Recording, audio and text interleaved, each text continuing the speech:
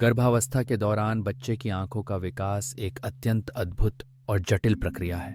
गर्भधारण के शुरुआती हफ्तों में ही जब भ्रूण आकार लेना शुरू करता है, तब आंखों के निर्माण की नींव रखी जाती है।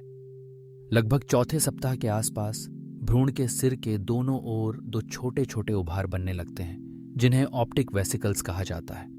यही आगे चलकर आंखों में बदल जाते हैं। 5वें से 6ठे सप्ताह में ये ऑप्टिक वेसिकल्स आकार बदलकर ऑप्टिक कप का रूप ले लेते हैं, जिसमें धीरे धीरे रेटिना, लेंस और कॉर्निया जैसे महत्वपूर्ण हिस्से विकसित होते हैं। लेंस, जो देखने की प्रक्रिया का अहम हिस्सा है, इसी समय बनना शुरू हो जाता है। 7वें से 8वें सप्ताह में पलकों का विकास भी आरंभ हो जाता है, जो शुरुआत में आपस में जुड़े रहते हैं और लगभग 26वें सप्ताह तक धीरे धीरे खुलते हैं।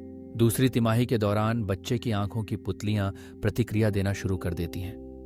अगर इस समय मां के पेट पर कोई तेज रोशनी डाली जाए तो शिशु की आंखें हल्की प्रतिक्रिया दिखा सकती हैं।